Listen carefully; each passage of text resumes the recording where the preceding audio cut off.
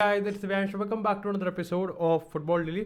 और आज के एपिसोड में भाई दबा के भाई ट्रांसफर अपडेट्स पे हम लोग बात करने वाले हैं। लेकिन एपिसोड की जो पहली अपडेट है ना, वो आती है यार हमारे बड़े भैया क्रिस्टियानो रोनाल्डो से। और इस पॉइंट ऑफ टाइम पे ना देखो यार, मेरे को लगता है कि यूनाइटेड का रीबिल्ड प्रोसेस ना स्ट्रैटेजिकली, लॉजिकली और प्लान के हिसाब से piece by piece, step by step बढ़िया तरीके से एग्जीक्यूट हो रहा है। यहाँ एक तरफ यहाँ पर हमारी जो ट्रांसफर डील्स है, चाहे हम फ्रैंकी डियोंग की बात करें जहाँ पर हमको बहुत बड़ा पुश मिला, जिसमें हम ये एपिसोड में आगे बात भी करेंगे, चाहे हम यहाँ पर बात करें डार्विन नूनेस की, जिसके अगेन भी ठीक है थोड़ा सा थ्रिल, लेकिन अच्छा खासा हमारा यहाँ पर स्टेप आगे चल रहा है। वो चीज़ हम यहाँ पर शांतिपूर्ण तरीके से और स्ट्रैटेजिकली दिमाग लगा के इस बार अच्छी तरीके से पैसों का यूटिलाइज करके हम उस चीज़ को कंप्लीट कर रहे हैं। एट द सेम टाइम हम अपने डेड बुट्स को भी यहाँ पर बाहर कर रहे हैं, चाहे एरन वन-बिसाका की बात करें, चाहे हम बाकी फ्री एजेंट्स की बात करें जो इतने साल से पेंडिंग था, वो भी कहीं ना कहीं यहाँ पर बाहर आ जा रहे हैं। And at the very same time यहाँ पर क्रिस्टियानो रोनाल्डो यानी कि जो अगले साल पूरे एक साल एक और सीजन इस पूरे यूनाइटेड का एक तरीके से लीडर होगा, एक तरीके से मैन जिस पे स्पॉटलाइट होगी,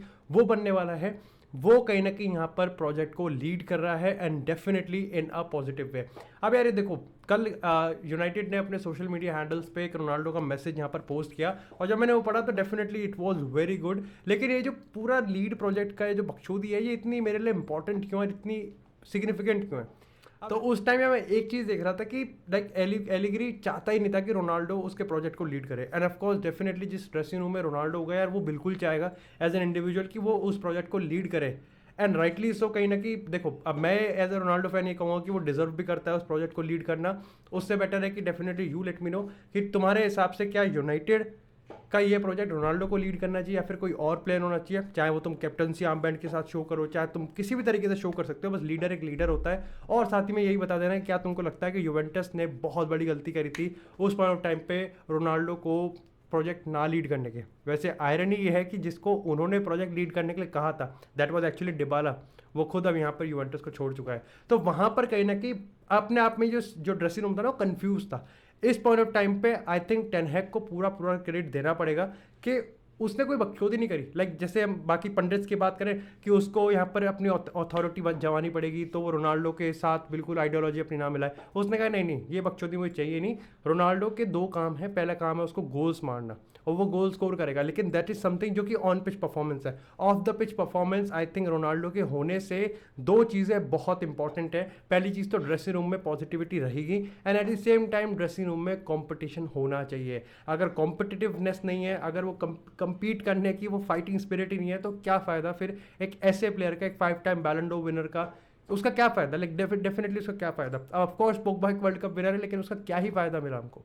क्या फ़ायदा मिला? क्योंकि वो खुद उसमें वो फाइटिंग स्पिरिट नहीं थी। डेफिनेटली ये एक कंस्ट्रक्टिव क्रिटिसिज्म की तरह चला गया। अब रोनाल्डो ने अपने यार उस मैसेज में एक चीज़ सबसे पहले कही कि देखो, हमारा रीबिल्ड प्रोसेस है और हमको एरिक टेन हैग को टाइम देना पड़ेगा। वेरी सो एग्रीड करते हैं, लेकिन उसने साथ में ये भी कहा कि देखो, हम मैनचेस्टर यूनाइटेड है और हमारा ऑब्जेक्टिव रहता है, हमारा ये फ़र्ज़ है कि हम हर सीज़न ट्रॉफी जीतने के लिए अपना 100% देते हैं। डेफिनेटली रीबिल्ड प्रोसेस है, बट स्टिल अगले सीज़न हम यही कोशिश करेंगे और यही मान के चलेंगे कि हम यहाँ पर ट्रॉफी जीतने वाले हैं। यही चीज़ चाहिए भाई। This is something very very important. And सबसे अच्छी चीज़ ये है कि टेन हैग और रोनाल्डो के बीच की जो केमिस्ट्री है ना, वो एटलीस्ट अभी तक तो बहुत पॉजिटिव है और अभी स्ट्रैटेजी के हिसाब से जारी है। अब ये चीज़ इंपॉर्टेंट इसलिए भी है क्योंकि यार देखो, नेक्स्ट सीजन हम यूरोपा लीग खेलने वाले हैं, रोनाल्डो यूरोपा में होगा, एरिक टेन हैग का पहला सीजन होगा। यूनाइटेड पे ऑफकोर्स देखो, चाहो ना चाहो, यूनाइटेड पे हमेशा एक प्रेशर रहेगा ट्रॉफी जीतने का। तो तुमको पता है इंग्लिश मीडिया बहुत बहुत लाइक एकता कपूर से भी ज़्यादा वो सही है इन मामलों में कहानी बनाने के लिए और टॉक्सिसिटी फैलाने में। स्पेशली जो अपने इंग्लिश पंडित हैं ना, उनका तो अलग ही एजेंडा चलता है रोनाल्डो के रिगार्डिंग। बाकी यही एक काफ़ी इंटरेस्टिंग चीज़ थी, तो मैंने सोचा कि तुम्हारे साथ शेयर करूँ। इसी के साथ बात करते हैं थोड़ी सी यूनाइटेड की ट्रांसफर अपडेट से। अब फ्रैंकी डियोंग के हम यहाँ पर भी थोड़ी सी बात कर लेते हैं और बार्सिलोना वाले सेक्शन में भी थोड़ी सी बात करेंगे। अब देखो यार, इस पॉइंट ऑफ टाइम पे यूनाइटेड ने पहली प्रायोरिटी अब फ्रैंकी डियोंग को ही बना लिया है। लाइक साइड में डार्विन नूनेस की भी चल रही है, साइड में यूरेन टिम्बर की भी चल रही है, लेकिन फ्रैंकी डियोंग की जो डील है वो इस पॉइंट ऑफ टाइम पे सबसे बड़ी प्रायोरिटी है। अब बार्सिलोना जो एक्सपेक्ट करता है वो है 80-85 मिलियन के आसपास, और यूनाइटेड जो देने के लिए जो देने के इंटरेस्टेड है वो है कि 60 प्लस तुम देखो बोनस वोनस देख लो। इस पॉइंट ऑफ टाइम पे यूनाइटेड के पास दो चीज़ें हैं। पहली चीज़ तो उनको एक ऐसा ऑफर देना पड़ेगा जो कि बार्सिलोना को भी सही लगे, और उनको एक ऐसी डील, ऐसा कॉन्ट्रैक्ट सामने रखना पड़ेगा जो कि डियोंग को भी सही लगे। क्योंकि देखो, ट्रांसफर मार्केट में अवेलेबल होना डियोंग का ये सिर्फ यूनाइटेड के लिए नहीं है, ये आप पीएसजी के लिए भी कह सकते हैं, जो कि देखो आउट ऑफ नोवेयर कहीं से भी कूद सकते हैं। End of course Manchester city, जहां पर इस पॉइंट ऑफ टाइम पे वो 3 से 4 प्लेयर और इंक्लूड करने वाले हैं इस अपने स्टार स्टडेड स्क्वाड में। तो ऑफ कोर्स यूनाइटेड को कन्विंस करना पड़ेगा। और एक ड्रॉबैक ये है कि इन पे चैंपियन लीग फुटबॉल नहीं है। अब देखो ऑफ कोर्स यहाँ पर मेजॉरिटी ऑफ, या देखो मैं तो यही मानता हूँ कि चैंपियन लीग फुटबॉल सिर्फ एक सीज़न ही तो नहीं है, अगले सीज़न तो वापस आ ही जाएंगे होपफुली। लेकिन ऑफ कोर्स यार ये भी बहुत बड़ा फैक्टर होता है कि सिर्फ एक सीज़न चैंपियन लीग फुटबॉल ना होना भी अपने आप में बड़ी बकचोदी है। इसी के साथ बात करते हैं तो डार्विन नूनेस की। तो डार्विन नूनेस के रिगार्डिंग भाई आई थिंक एक बंदा है, मैं उसका नाम अभी इससे मैं रिकॉर्ड नहीं कर पा रहा, लेकिन he was a Liverpool legend है या फिर लिवरपूल से रिलेटेड है। एंड ही सेड कि डार्विन नूनेस एक्चुअली में मैनचेस्टर यूनाइटेड नहीं जाना चाहिए। अब वो तो ठीक है, उसका अपना ओपिनियन है, लेकिन जब मैंने इस चीज़ पर रिथॉट करा और जब मैंने बाकी की रिपोर्ट्स देखी तो सही में यार ऐसा सेंस बन सकता है कि शायद से लिवरपूल अटेम्प्ट हो जाए कि भाई वो डार्विन नूनेस को साइन करे। ऑफकोर्स उनके पास एक बड़ा इंसेंटिव है कि अब यहाँ पे सादियो माने जा रहा है, तो वो यहाँ पर कहीं ना कहीं डार्विन नूनेस को लेके आ सकते हैं। हाउएवर डार्विन नूनेस को मैनचेस्टर यूनाइटेड ज्वाइन करने में कोई भी दिक्कत इस पॉइंट ऑफ टाइम पे नहीं है। पर्सनल टर्म्स कभी भी एग्रीड हो सकते हैं या फिर एग्रीड ऑलरेडी हो चुके हैं। बस यहाँ पर जो मैटर है वो यहाँ पर प्राइस का है। It's a very prime example, अगर मैं आपको सेम बताऊँ तो वही चुआमेनी रियल मैड्रिड वाली जो डील है, जहाँ पर प्लेयर को और क्लब में आना है वो डिटरमाइंड है। बस यहाँ पर जो दो क्लब्स के बीच में जो प्राइसिंग नेगोशिएशन है वो अभी स्ट्रक करना बाकी है। इसी के साथ बात करेगा यूरियन टिम्बर की। तो यूरियन टिम्बर के रिगार्डिंग मैंने कल फुटबॉल डेली में नहीं बताया था, लेकिन लाइव में हमने बात करी थी कि यूरियन टिम्बर के रिगार्डिंग सब सेट है, पैसा वैसा दोनों क्लब्स के बीच में बढ़िया पार्टनरशिप भी है। इट्स जस्ट कि अब एएक्स यहाँ पर ये सोच रहा है कि अगर यूरियन टिम्बर को अगर किसी भी तरह ये कन्विंस कर लिया जाए कि उनको मैनचेस्टर यूनाइटेड में प्लेइंग टाइम नहीं मिलेगा, तो यहाँ पर कहीं ना कहीं उसको हम एएक्स में रोक सकते हैं। और ये चीज़ इसलिए काम कर सकती है क्योंकि इस साल वर्ल्ड कप है और नेदरलैंड्स की टीम में अगर किसी को अपना स्टार्टिंग स्पॉट है तो उसको रेगुलरली प्ले टाइम चाहिए ही होगा। अब इस चीज़ को यूनाइटेड ऐसे काउंटर कर सकती है क्योंकि क्रिस्टल पैलेस अब यहाँ पर एक राइट बैक के लिए मार्केट में उतरी हुई है, और ऐसे में एरन वन-बिसाका एक ऐसा प्लेयर है जो कि शायद से ऑन लोन, जो कि परमानेंट डील तो मेरे को नहीं लगता, लेकिन ऑन लोन यहाँ पर क्रिस्टल पैलेस जा सकता है और यूरियन टिम्बर को हम उस पोजीशन पे डिप्लॉय कर सकते हैं। ऐसे में हम वो डील भी कंप्लीट कर लेंगे, हमको एक अच्छा अपग्रेड भी मिल सकता है शायद से एरन वन-बिसाका के ऊपर, और उसको अपना प्लेइंग टाइम में मिल जाएगा और प्लेइंग स्पॉट में मिल जाएगा। सो ये चीज़ मेरे को लगता है कि यूनाइटेड यहाँ पर कर रही है। भाई इंप्रेसिव जा रहा है यूनाइटेड का इस पॉइंट ऑफ टाइम पे ट्रांसफर, सही बता रहा हूँ इंप्रेसिव जा रहा है। और मैं सही बताऊँ तो डियोंग और डार्विन नूनेस और यूरियन टिम्बर अटैक, मिडफील्ड और डिफेंस उसके साइड बाई साइड यहाँ पर जो सिनर्जी दिख रही है, जो केमिस्ट्री दिख रही है। ऑफकोर्स राल्फ रंगनिक वाला एक थोड़ा सा सेटबैक था, but still okay it's good. लेकिन इसी के साथ यार बात करते हैं अपनी नेक्स्ट अपडेट की, और वो आती है यहाँ पर बार्सिलोना से। अब बार्सिलोना के रिगार्डिंग ना भाई चीज़ें काफ़ी इंटरेस्टिंग चल रही है।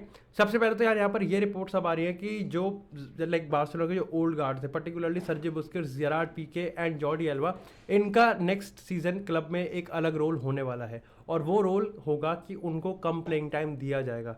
दैट इज समथिंग कि ठीक है, मतलब आई थिंक अभी यहाँ पर थोड़ा अंडरस्टूड हो जाना चाहिए कि इनका भाई ऑफकोर्स बार्सिलोना इन तीनों को ही कहीं ना कहीं रिप्लेस करने की सोच रही है। Yes they are world class still, but अब कहीं ना कहीं बार्सिलोना को इनके आगे का सोचना पड़ेगा।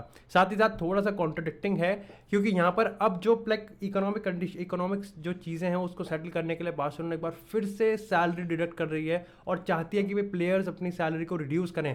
ऐसे में इन तीनों ने यहाँ पर मना कर दिया है कि वो अपनी सैलरी रिड्यूस नहीं करेंगे, और इन्होंने यहाँ पर रीज़न दिया है कि हम ऑलरेडी 1 से 2 बार कर चुके हैं सैलरी रिड्यूस और बाकियों ने नहीं करी है, तो इस बार हम तो नहीं करेंगे। अब आप ब्रॉडर पर्सपेक्टिव से सोचोगे तो डेफिनेटली यार आपको लगेगा कि यार कर दो यार, क्या दिक्कत है। लेकिन आप अगर थोड़ा सा इसको नैरो डाउन करोगे और प्लेयर के पर्सनल उस पर आओगे तो यार आपको लगेगा कि यार इन कर दिया ना 1-2 बार, और कितना करवाओगे, तो डेफिनेटली बाकी प्लेयर से भी करवाओ। ये सैलरी रिडक्शन वाला ना, ये एक ऐसी चीज़ है जो बहुत सब्जेक्टिव है। डेफिनेटली आप अगर प्लेयर के पर्सपेक्टिव सोचोगे तो उसके पास पूरा राइट है कि वो यार अपनी फैमिली अपना फ्यूचर क्यों नहीं वो सिक्योर करेगा और वो क्यों अपने पैर पे कुल्हाड़ी मारेगा। और अगर आप ब्रॉडर पर्सपेक्टिव से सोचोगे, क्लब के पर्सपेक्टिव सोचोगे, तो फिर वो वाली चीज़ आ जाती है कि क्लब के लिए तो भाई कुछ भी कर मरो बेटो। फिर डैनी एल्वेस वाला एग्जाम्पल आ जाता है और उसका एग्जाम्पल कोई बीट नहीं कर सकता। लेकिन इसी के साथ बात करते हैं थोड़ी सी लेवेंडोव्स्की की। तो भाई लेवेंडोव्स्की के रिगार्डिंग यहाँ पर अब फैब्रिज़ियो रोमेनो ने हाल ही में अभी आधे घंटे पहले ये अपडेट दी है कि लेवेंडोव्स्की बार्सिलोना के अलावा किसी भी क्लब को ज्वाइन नहीं करना चाहता। उसको पता है कि यहाँ पर इकोनॉमिक कंडीशन है, बट वो फिर भी वेट करने के लिए तैयार है। हालांकि बायर्न म्यूनिख अभी भी उसको रखना चाहती है, लेकिन लेवेंडोव्स्की का कोई मूड नहीं है और वो बिल्कुल कॉन्फिडेंट है कि वो बार्सिलोना ज्वाइन कर सकता है। इंटरेस्टिंग चीज़ यहाँ पर ये है कि अब इकोनॉमिक कंडीशन को देखते हुए लेवेंडोव्स्की एक्चुअली में बार्सिलोना में लाइक जितना वो बायर्न में कमा रहा है उससे भी कम कमाएगा। और ये अगेन मैं बार बार इस चीज़ को बोलता आ रहा हूँ, ये अगेन इस चीज़ को दिखाता है कि लेवेंडोव्स्की का भाई बार्सिलोना को लेके जो इंटरेस्ट है भाई वो कब पैशन में बदल जाएगा ना पता भी नहीं चलेगा। And this is very very important, क्योंकि एक ऐसा प्लेयर जो कि आने वाले 1-2 साल तो पक्का पक्का बैलन डोर के टॉप 3 में रहने वाला है। और उससे मेरा मतलब है कि वो स्कोरिंग गोल स्कोरिंग चार्ट्स पे अच्छे से रहेगा, 40-50 गोल की लाइन में रहेगा, और वो आपके क्लब के लिए पैशन के साथ खेलना चाहता है। इससे बढ़िया चीज़ तो और कोई हो ही नहीं सकती अनलाइक एमपेटीएम। लेकिन इसी के साथ यार बात करते हैं थोड़ी सी और अपडेट्स की अराउंड द वर्ल्ड की। सबसे पहले अगर बात करें डिबाला की, तो भाई डिबाला के रिगार्डिंग अब यहाँ पर मैनचेस्टर यूनाइटेड और स्पर्स दोनों को एक झटका भी कह सकते हो या फिर दोनों के डिसीजन भी कह सकते हो। यूनाइटेड ने डिबाला के रेस से बाहर होती हुई दिख रही है, और स्पर्स ने डिबाला को साइन करने का जो चांस है उसको यहाँ पर रिजेक्ट कर दिया है। और पीछे जो रीज़न बताया जा रहा है वो है उसकी सैलरी जो कि आती है 300,000 पर वीक की, जो कि डिबाला को देने में इस समय स्पर्स इंटरेस्टेड है ही नहीं। इसी के साथ यहाँ पर डिबाला और टू एंटर इज समथिंग जो कि लाइक अच्छे खासे स्पीड पे चल रहा है। अब प्रॉब्लम यहाँ पर यह कि उस समय मेरे को दूसरी न्यूज़ भी इंक्लूड करनी पड़ेगी, और वो आती है यहाँ पर रोमेलू लुकाकू की। अब लुकाकू वैसे तो अभी इंटरव्यू में हाल ही में पूछा गया था इंटर के बारे में, तो उसने मना कर दिया कि यार ये मैं यहाँ नहीं बता सकता और इस पॉइंट ऑफ टाइम पे नहीं बता सकता। लेकिन ये साफ पता चल रहा है कि लुकाकू भाई बिहाइंड द सीन्स पूरा कोशिश कर रहा है कि वो इंटर वापस चले जाए। अब यहाँ पर 2 पॉसिबिलिटी आती हैं, ठीक है। पहली चीज़ तो देखो यार, ये मेरे को ये लगता है कि क्या इंटर एक्चुअली में लुकाकू और डिबाला को एक साथ साइन कर सकता है, जिसका आंसर मेरे को बिल्कुल ना लगता है, ठीक है। ऐसे पॉइंट ऑफ टाइम पे फिर ये होगा कि क्या वो डिबाला को ज़्यादा प्रायोरिटी देगा या लुकाकू को। तो यहाँ पर मेरे को लगता है कि वो डिबाला को प्रायोरिटी ज़्यादा दे सकता है, कंसिडरिंग द फैक्ट कि Dybala is a free agent. अब लुकाकू को साइन करने में प्रॉब्लम कुछ नहीं है, वो लोन पे ले सकते हैं, लेकिन एक्चुअली में उनको चेल्सी को कन्विंस करना पड़ेगा। और यहाँ जो पूरी डील है ना वो चेल्सी के इशारों पर नाचेगी। और इस पॉइंट ऑफ टाइम पे चेल्सी क्यों चाहेगी कि जिस प्लेयर पर उन्होंने 100 मिलियन खर्च करे हैं वहाँ पर वो जरा सा भी कट ले, तो वो तो लोन फी भी लेंगे जो कि 15-20 मिलियन होगी, और वो ऑब्लिगेशन टू बाय भी डालेंगे कि भाई देख तेरे को अगले साल खरीदना ही पड़ेगा, चाहे तू 1 साल बाद खरीद चाहे तू 2 साल बाद खरीद, लेकिन तेरे को खरीदना तो पड़ेगा। अब बात करते हैं पर दूसरी पॉसिबिलिटी की, और वो है स्पर्स की। अब स्पर्स की एंट्री यहाँ पर इसलिए हो सकती है, पहली बात तो देखो अगर डिबाला इंटर जा सकता है या कि ये एक पॉसिबिलिटी यहाँ पर इंटर सर्च कर सकती है, तो इसका मतलब स्पर्स लुकाकू को साइन करने में इंटरेस्टेड हो सकता है।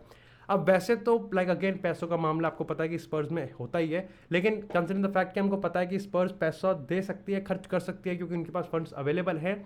यहाँ पर जो बड़ा इक्का आता है, जो कन्विंसिंग फैक्टर है, वो आता है यहाँ पर एंटोनियो कॉन्टे। तो क्या एंटोनियो कॉन्टे उसको ल्योर कर सकता है? तो ये मेरे को लगता है कि स्पर्स, चेल्सी, इंटर, लुकाकू और डिबाला के बीच की एक कनेक्शन है, जो कि मेरे को लगता है कि डेफिनेटली काफ़ी ज़्यादा इंटरेस्टिंग है। बाकी डू लेट मी नो आप क्या समझते हो कि ये चीज़ एक्चुअली में कैसे सॉल्व होगी और आने वाले टाइम में इसको कैसे अनफोल्ड किया जाएगा। बाकी that's it for this episode guys. I hope आपको एपिसोड पसंद आया हो। एपिसोड पसंद आया हो तो एपिसोड को लाइक करें, चैनल को सब्सक्राइब करें। आपको इसी तरह फुटबॉल से एक्सक्लूसिव कंटेंट चैनल पर मिलता रहेगा। तब तक के लिए stay tuned, stay safe, and I will see you in the next episode.